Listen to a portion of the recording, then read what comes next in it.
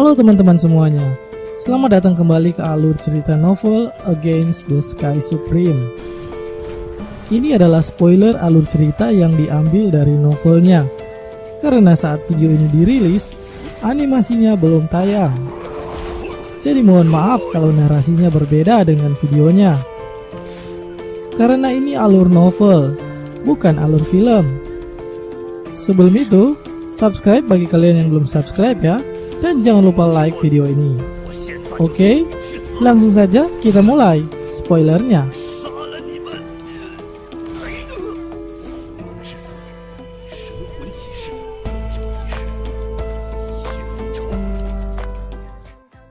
Di part sebelumnya, Tan Yun menjelaskan pertikaiannya dengan anak kepala divisi jiwa binatang.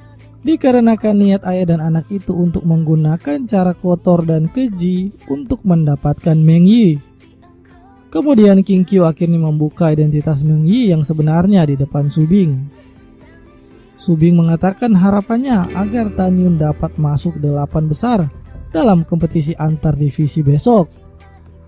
Dan inilah kelanjutannya. Tibalah hari kompetisi. Bertempat di depan monumen daftar naga yang mencatat peringkat murid-murid terkuat di seluruh gerbang dalam. Saat ini telah berkumpul 500.000 murid dari 8 divisi. Mereka berbaris secara berkelompok. Sementara murid divisi Pil belum datang. Di atas balkon terlihat Murong Sisi, Wu Hong, Wu Qingquan dengan ekspresi suram karena memikirkan Tan Yun. Murong Sisi merasa marah karena muridnya Xiao jatuh cinta pada Tan Yun. Itu berarti cepat atau lambat murid jeniusnya ini akan menjadi pendamping murid divisi Pil. Sementara Wu Hong marah karena Tan Yun telah menghapus kultivasi anaknya. Belum lagi murid kesayangannya Meng Yi telah ikut memberontak dan melarikan diri bersama Tan Yun. Adapun kematian Baisu murid kesayangan Wu Hong belum ada dari divisi jiwa binatang yang mengetahuinya. Bahkan dia kan penjaga aula jiwa tidak sempat memeriksa lampu kehidupannya. Wu Hong juga kesal karena orang suruhannya, yaitu Diaken Jiangsan, yang disuruh untuk membantai keluarga Tan Yun dengan kekuatannya di alam pemurnian jiwa tingkat 9 telah diketahui meninggal dalam misi itu.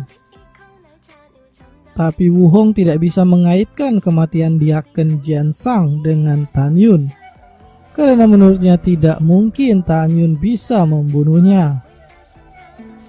Tapi Wu Hong memerintahkan seluruh murid divisi jiwa binatangnya untuk membunuh Tan Yun dalam kompetisi ini. Sementara bagi Wu Qingquan, dia juga berharap Tan Yun mati agar murid kesayangannya Xian akan berubah pikiran dan menerima cucunya. Selain mereka bertiga, ada juga orang yang ingin membunuh Tan Yun, yaitu penatua kedua jiwa binatang Murong Hong, karena cucunya Murong Kun telah dibunuh Tan Yun, dan kepala divisi jiwa suci Ling Hu Changhe yang cicitnya Ling Hu Changkong juga telah dibunuh Tan Yun sebelumnya. Di sisi lain juga ada Qiu Yongmin, penatua penegak hukum gerbang dalam, yang putra gendutnya juga dibunuh oleh Tan Yun. Semua orang ini memerintahkan para muridnya masing-masing untuk membunuh Tan Yun di ajang kompetisi ini. Dan ini adalah hari pertemuan semua musuh Tan Yun. Mereka semua yang membenci Tan Yun menatap ke langit saat kapal roh dari divisi Pil datang. Tan Yun sendiri menyadari semua tatapan membunuh mereka.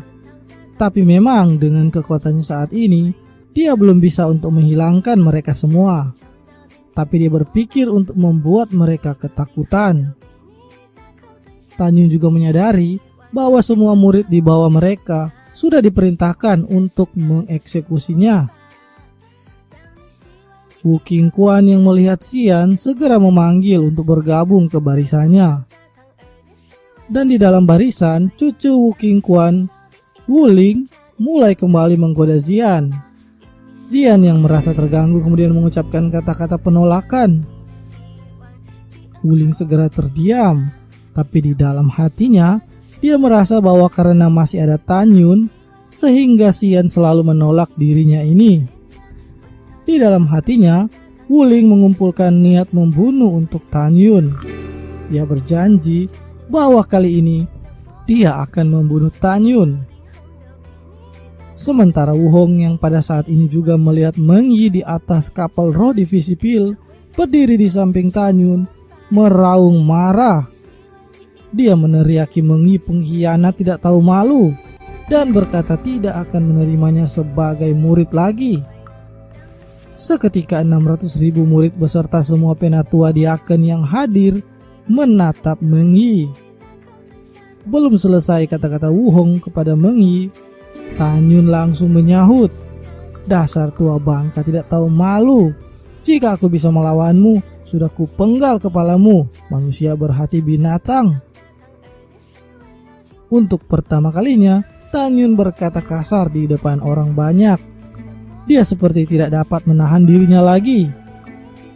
Begitu pula dengan Wu Hong yang mendengarnya. Dia seperti akan segera meledak dengan amarahnya. Semua orang yang melihat kejadian ini juga terkejut. Tan Yun berani memaki kepala divisi jiwa binatang di depan umum. Di saat yang sama, King Qiu juga membuka mulutnya. Dia berkata, "Wu Hong, kau bajingan tua. Seharusnya kau mati dengan seluruh keluargamu." Tak ingin ketinggalan, King Feng juga mengeluarkan kata-kata kejam. "Sekte suciku menganggapmu sampah. Kau adalah aib bagi sekte suci. Cepat atau lambat, kau akan mati," ucap Seng King Feng. Wajah Wu Hong memerah karena marah. Tubuhnya bergetar beberapa saat kemudian. Dia sudah muncul di langit di atas Seng King Feng dan tangannya mengarah ke wajah Seng King Feng. Wu Hong akan segera menamparnya dengan keras. Tiba-tiba tangan putih giok merobek ruang spasial dan muncul memblokir serangan Wu Hong. Itu adalah telapak tangan Shen Subing. Benturan dua kekuatan itu menggetarkan puncak gunung. Semua murid terkejut dan ketakutan saat kedua telapak itu bertemu. Itu karena gelombang energi menyapu area puncak. Beberapa saat kemudian, tubuh keduanya terlempar ke belakang sebelum akhirnya bisa menyesuaikan diri. Wu Hong menuduh Subing mendukung murid dan bawahannya berbicara tidak sopan kepada kepala divisi seperti dirinya. Wu Hong yang masih marah mengeluarkan pedangnya dan segera ingin menyerang Subing. Tiba-tiba suara "hentikan" menggema di langit. Itu kemudian berubah menjadi dantai Xuanzong. Wu Hong baru mengucapkan kata "Master Sekte", Xuanzong buru-buru berkata, "Berlutut." Wu Hong segera berlutut. Xuanzong lalu menatap Subing dan menyuruhnya juga untuk berlutut. Pada saat ini semua orang panik. Semua orang merasakan kemarahan Xuanzong. Xuanzong memarahi keduanya karena mempertontonkan perseteruan ini di depan para murid. Lalu Xuanzong meminta keduanya menjelaskan duduk permasalahannya. Wu Hong segera menjelaskan bahwa dirinya dihina di depan umum oleh Penatua Agung Gerbang Luar Seng King Qiu dan Penatua ketiga Shen King Feng. Tapi menurut Wu Hong, Shen Subing tidak menghentikan keduanya, sehingga dia ingin memberi pelajaran pada King Feng. Tapi Subing malah melindunginya.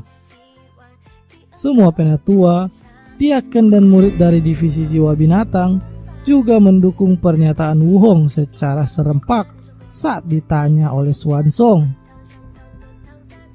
Xuanzong menarik nafas dalam-dalam dan menatap Subing dan memintanya bicara. Sebelum Subing berbicara, Tan Yun lebih dulu mengatakan bahwa semua masalah ini dimulai dari dirinya dan ada hal-hal penting yang harus dilaporkannya. Tan Yun lalu meminta izin kepada Swansong untuk menjelaskannya. Swansong lalu mengizinkan Tan Yun berbicara. Terlihat Swansong benar-benar memberi muka bagi Tan Yun, karena tidak ada murid yang berani menyela saat penguasa sekte sedang menegur para kepala divisi. Semua orang juga melihat ketika Swansong menatap Tan Yun. Kemarahannya menghilang, pandangannya menjadi lembut. Lalu Tan Yun mengeluarkan peti mati berwarna merah di depannya. Tan Yun menjelaskan bahwa dia memarahi kepala divisi jiwa binatang Wu Hong karena Wu Hong bertindak seperti binatang.